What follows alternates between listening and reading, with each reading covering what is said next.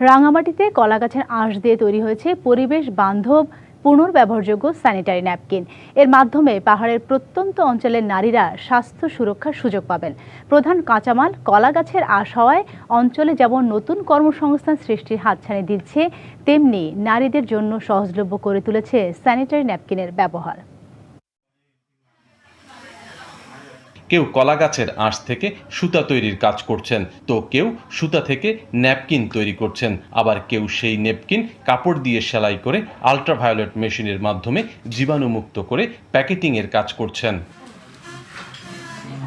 রাঙামাটি শহরের রাজবাড়ী এলাকায় বেসরকারি উন্নয়ন সংস্থা women's education for advancement and empowerment উইব এর কার্যালয়ে গিয়ে দেখা যায় এমন চিত্র। 2024 সালের আগস্ট মাস থেকে কলাগাছের উচ্ছিষ্ট দিয়ে স্যানিটারি ন্যাপকিন তৈরির কাজ শুরু করে প্রতিষ্ঠানটি। চলতি বছরে তারা সফলতা পায়। এই ন্যাপকিন বারবার ব্যবহার করা যায় এবং দামেও কম হওয়ায় প্রত্যন্ত এলাকায় সাড়া পড়েছে। কলা বাইর হওয়ার পরে যেটা আমরা ফেলে দিই আর কি, এখন ওইটা আমরা কাজে লাগাচ্ছি। উচ্ছিষ্ট কলা গাছটা সংগ্রহ করে ওই ব্যানানা ফাইবার মেশিনের দ্বারাই আমরা কলা গাছের সুতা আমরা তৈরি করি। পড়ালেখার পাশাপাশি কাজের সুযোগ পাওয়ায় আর্থিকভাবে লাভবান হচ্ছেন অনেকে। আমি একজন স্টুডেন্ট, রাঙামাটি সরকারি কলেজে পড়ি। এখানে কাজ করে আমি শেখাও হচ্ছে আর টাকাও পাই। আমি একজন স্টুডেন্ট, পড়ালেখা পাশাপাশি আমি কাজ করি।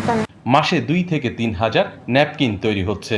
বিএসটিআই এর অনুমোদন পেলে আরও বড় আকারে উৎপাদনে যেতে পারবে তারা। আমরা বিএসটিআই এ আবেদন করেছি সার্টিফিকেট পাওয়ার জন্য, তারপরে আমরা বাণিজ্যিকভাবে যাব। তো এরই মধ্যে আমাদের যে স্টাফগুলো রয়েছে তারা ব্যবহার করেছেন। আমরা ফিল্ড পর্যায়েও 2-1জনকে দিয়েছি ব্যবহারের জন্য, ফিডব্যাকের জন্য। আমরা ভালো ফিডব্যাক পেয়েছি। কলা গাছের আঁশ অর্গানিক ও পরিবেশ বান্ধব। নারীদের স্বাস্থ্য সুরক্ষার পাশাপাশি এর সুতা আধুনিক প্রযুক্তিতে তৈরি করা গেলে রপ্তানি করা যাবে বলে প্রত্যাশা সংশ্লিষ্টদের। সৈকত রঞ্জন চৌধুরী, ডিবিসি নিউজ, রাঙামাটি।